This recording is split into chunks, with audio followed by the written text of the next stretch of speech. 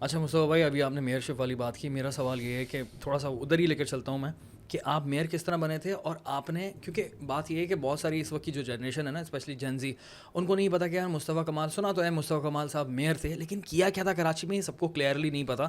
اور آپ کے پاس تو ظاہر ہے انگلیوں کے اوپر ہوں گے کہ 4-5 چیزیں بڑی بڑی آپ نے کی تھی جو بھی تھیں، وہ آپ بتائیں کہ آپ نے کراچی میں کیا چینجز لے کر آئے تھے، کس طرح لے کر آئے تھے؟ مصطفیٰ کمال نے 4.5 سالوں میں 2488 پروجیکٹس کیے، میگا 2488 پروجیکٹس. مصطفیٰ کمال نے 1550 کلومیٹر کی سڑکیں بنائی ہیں، ٹھیک ہے، کراچی میں 1550 کلومیٹر کی ساری سڑکیں ملا کر. مصطفیٰ کمال نے 36 فلائی اوورز بنائے، 36 فلائی اوورز بنائے، 9 انڈر پاسز بنائے. مصطفیٰ کمال نے انڈر پاس کا تو ٹرینڈ ہی آپ نے شروع کیا تھا. مصطفیٰ کمال نے سگنل فری کوریڈور کا کانسیپٹ دیا پہلی دفعہ کراچی میں، 1 end to the other end, signal free 1، 5 underpasses اور 5 انڈر پاسز اور 1 flyover, sorry 3 underpasses 3 flyover. Signal free corridor 2، 5 flyovers 1 underpass. Signal free corridor 3، 2 underpasses 4 flyover. Signal free corridor 4، 5 flyovers اور 1 under پاس. یہ پورا concept and to and سارا یہ مصطفیٰ کمال نے دیا. شاہ فیصل سے لانڈی والا بہت امپورٹنٹ روڈ ہے وہ، آپ جی 5 کلومیٹر بڑا برج ہے وہ، 5 کلومیٹر بڑا. پھر جو ہے وہ کٹی پہاڑی کاٹ کر رستہ بنایا، اورنگی کو جو ہے وہ جوڑا، اورنگی کو جوڑا نارتھ احمد آباد سے. پھر اس کے بعد ناردرن بائی پاس یہ ملی لیاری ایکسپریس وے 90% جو ہے میرے دور میں کمپلیٹ ہوئی ہے. 6% رہ گئی تھی، وہ 15 سال اس کے بعد لگائے میرے جانے کے بعد، 10 سال لگا میرے جانے کے بعد. یہ ملیر کینٹ والی روڈ جو اللہ تعالیٰ نے میرے ہاتھوں سے بنوائی ہے. یہ شارع اورنگی میرے ہاتھوں سے بنوائی، شارع قذافی اللہ تعالیٰ نے میرے ہاتھوں سے بنوائی ہے، شارع پاکستان میرے ہاتھوں سے بنوائی ہے، ناگن چور سخی حسن سے لے کر جو ہے وہ سرجانی چورنگی تک کی روڈ اللہ تعالیٰ نے میرے ہاتھوں سے بنوائی ہے. اس کے علاوہ شارع پاکستان میرے ہاتھوں سے بنوائی ہے. یہ نیو ایم اے جنا روڈ آپ کے حسن اسکوائر سے لے کر قائد اعظم کے مزار تک یہ اللہ تعالیٰ نے میرے ہاتھوں سے بنوائی ہے. پھر کارساز سے لے کر سائٹ لمیٹڈ میرے ہاتھوں سے بنا، ایئرپورٹ سے لے کر سرجانی تک میرے ہاتھوں سے. پھر جو ہے وہ سفورہ گوٹ سے لے کر کوریڈور 3 پریڈی اسٹریٹ 1185 مکانات تھے، لائنز 1185، سوئی گزرنے کی جگہ نہیں تھی. 53 سالوں سے لوگ بیٹھے ہوئے تھے. 1185 مکانات کو مصطفیٰ کمال نے توڑا، پہلا توڑا چلایا وہاں پر جا کر، ان کو ریہیب ایک پتھر نہیں کرنے دیا. آج آپ 5 لین کی روڈ ہے، آپ قائد اعظم کے مزار نکلتے ہیں 2 منٹ میں آپ صدر میں جا کر کھڑے ہوتے ہیں. مصطفیٰ کمال نے پاکستان کا پہلا پارکنگ پلازا بنایا بالکل صدر کے موڑ پر، جو پارکنگ پلازا. مصطفیٰ کمال نے 3 CNG بسز کی روٹس کو چلا کر گیا، گرین بسز 3 CNG بسز کی روٹس کو چلا کر گیا. پہلی دفعہ کراچی میں میکینیکل سویپنگ مصطفیٰ کمال کے ہاتھوں سے ہوئی. مصطفیٰ کمال نے 5 ڈیمز بنائے کراچی کے دیہی علاقوں میں، 5 ڈیمز، 3 کیماڑی میں، 2 گڈاب میں. مصطفیٰ کمال نے ہاکس بے سے لے کر مبارک ویلیج تک 70 گوٹھوں کو آپس میں جوڑا ہے، 70 گوٹھوں کو. مصطفیٰ کمال نے وہاں جہاں سے لوگوں کو بارشوں میں نکلنے میں 2 دن لگ جاتے تھے، وہ 15 منٹ میں جو ہے وہ مبارک ویلیج والے روڈ سے گزرتے ہیں. وہاں پر پھر ماڈل اسکول بنایا، وہاں کے مبارک ویلیج کے رہائشیوں کو وہاں پر پھر جب وہاں پر لوگ سمندر کے پاس جانے لگے، ایکسس ہو گیا، تو پھر وہیں کے لوگوں کو لائف گارڈ کی سٹی گورنمنٹ کی نوکری دے دی 25 نوجوانوں کو. مصطفیٰ کمال نے وہاں پر ڈسپینسری بنا کر وہاں پر ڈاکٹر بھیجنا شروع کر دیا، وہاں پر ایمبولینس دے دی. مصطفیٰ کمال نے سمندر کے اندر پانی کی لائنیں ڈال کر بابا آئی لینڈ، بھیٹ آئی لینڈ، صالح آباد، شمشیر، 4 آئی لینڈز ہیں، 60,000 فیملیز رہتی ہیں. 300 سالوں سے انسان وہاں پر آباد تھا. 7 کلومیٹر جا کر KPT کے ایک برس سے 50 روپے کی ٹینکی بھر کے لے کر آتے تھے 60,000 فیملیز. پہلی دفعہ سمندر کے اندر پانی کی لائن ڈال کر مصطفیٰ کمال نے اس نسل کو کہ گھر کے اندر پانی 300 سالوں کے بعد اس نسل کو پانی پہنچا ہے. مصطفیٰ کمال نے اولڈ سبزی منڈی سے پانی کی لائن کھینچ کر 60 لاکھ گیلن پانی لیاری کے ٹیل پر، لیاری والے آج جو پانی پی رہے ہیں مصطفیٰ کمال کے ہاتھوں کا پانی دیا ہوا پی رہے ہیں. لیاری ایکسپریس وے کے بیڈ میں وہ پانی 60 لاکھ گیلن. پہلی دفعہ بلدیہ ٹاؤن کو 50 لاکھ گیلن پانی کی لائن ناردرن بائی پاس کو چیرتے ہوئے 48 کلومیٹر مصطفیٰ کمال لے کر گیا. پہلی دفعہ اورنگی کو پانی کی لائن 50 لاکھ گیلن پانی کی لائن منگو پیر کی پہاڑیوں سے چیرتا ہوا ڈائریکٹ پانی کی لائن یہ مصطفیٰ کمال لے کر گیا. تو بھائی ہسپتالوں کا بھی بتاتے ہیں، عباسی شہید ہسپتال ٹراما سینٹر پہلی دفعہ وینٹیلیٹرز لگائے, 38 وینٹیلیٹرز. پاکستان کی تاریخ میں کسی بھی سرکاری اسپتال میں وینٹیلیٹرز نہیں تھے. لوگ مجھے فون کرتے تھے کہ آغا خان میں فلاں کا مریض مر گیا ہے, پلیز ان سے کہیں کہ ایڈمنسٹریشن والوں سے کہ ان کا مریض مر گیا ہے, ہمارا مریض زندہ ہے ابھی, اس کو وینٹیلیٹر دے دیں. یہ پوزیشن تھی آغا خان کی. 20,000 روپے چارج کرتے تھے 24 آورس کے. میں نے 38 وینٹیلیٹرز لگائے, 0 میٹر کوریا سے امپورٹ کر کے, ٹیکنیشین بلائے, ٹرین کروایا. 5 روپے کی پرچی پہ غریب کو 5 روپے کی پرچی پہ وینٹیلیٹر لگاتے تھے.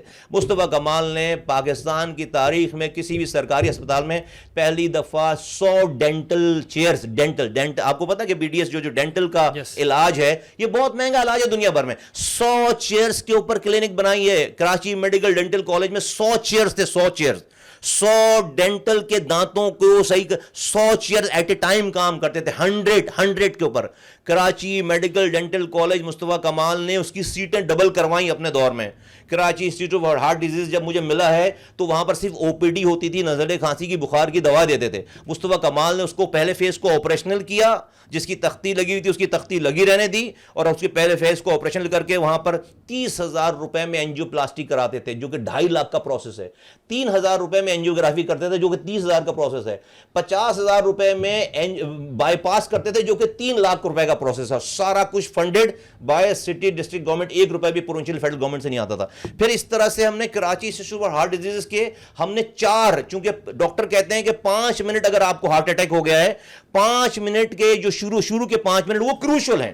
اگر وہ آپ نے اس کو اٹینڈ کر دیا تو جان بچ سکتی ہے. اب اگر کوئی بندہ جو ہے وہ لیاقت آباد میں رہ رہا ہے, اس کو جانا ہے جنا کارڈیو, تو مر گیا راستے میں.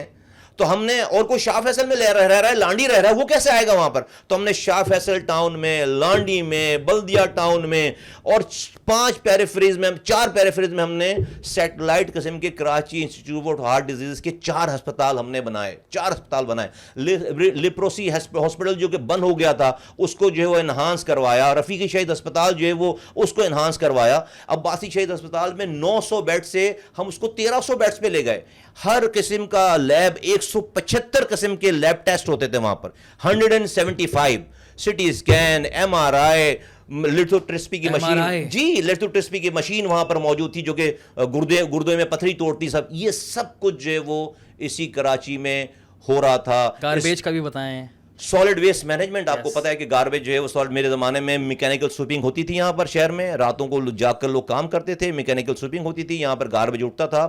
90% گاربیج لفٹ ہو کر جو جا رہا تھا, اس کو ہم اور انہانس کرنے کے لیے ہم نے 5 ایسی لوکیشنز آئیڈینٹیفائی کریں جس پہ گاربیج ٹرانسفر اسٹیشنز بنے تھے, جی ٹی ایس جس کو کہتے ہیں. دنیا بھر میں کانسیپٹ ہے جی ٹی ایس کا کہ جی ٹی ایس جو ہے وہ 15 منٹ سے کم کے زیادہ کا ڈسٹینس نہیں ہونا چاہیے گاربیج اٹھا کر ڈالنے سے.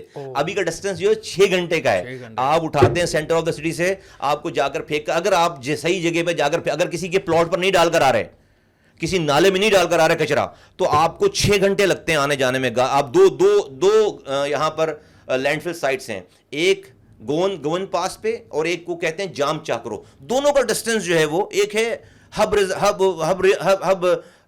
پہ آ کے اس سے قریب ذرا, یعنی کہ آر سی ڈی ہائی وے جہاں شروع ہوتی ہے, جہاں کراچی ختم ہوتا ہے, اور ایک ہے سرجانی کو بھی کراس کر کے. تو ایک آنے جانے کا ٹرک کا جو سفر ہے وہ 6 گھنٹے کم سے کم اس کو آنے جانے میں لگتے ہیں. تو آپ امیجن کریں کہ ایک ٹرک جب ایک ٹرپ لگا کر آئے گا تو دوسری ٹرپ پہ جا ہی نہیں سکتا, تو گاربیج آپ کا پڑا رہ جاتا ہے. تو اسی وجہ سے کانسیپٹ دنیا بھر میں یہ ہے کہ آپ کا ڈسٹینس 15 منٹ سے زیادہ کا نہیں ہونا چاہیے, کہ وہ ایک ٹرک جو 6 گھنٹے میں آ رہا ہے, اگر وہ 6 گھنٹے میں 10 چکر لگا لے گا تو گاربیج اٹھ کے چلا جائے گا. اور وہاں پر میکینیکل مشینیں لگی ہوں, وہاں پر سیگریگیشن ہو رہی ہوں, جو ڈمپ ہونا ہے وہ رات میں جائے. اب دن میں اگر ٹرک چلے گا تو دن میں تو ٹریفک ہوتا ہے روڈ پر, یہی ڈمپنگ اگر رات میں ہو تو رات میں سارا شہر سو رہا ہوتا ہے, تو سارے گاربیج کی ٹرک جو ہے رات میں موو کریں, تو یہ ساری ڈیوٹی رات میں ہوتی ہے.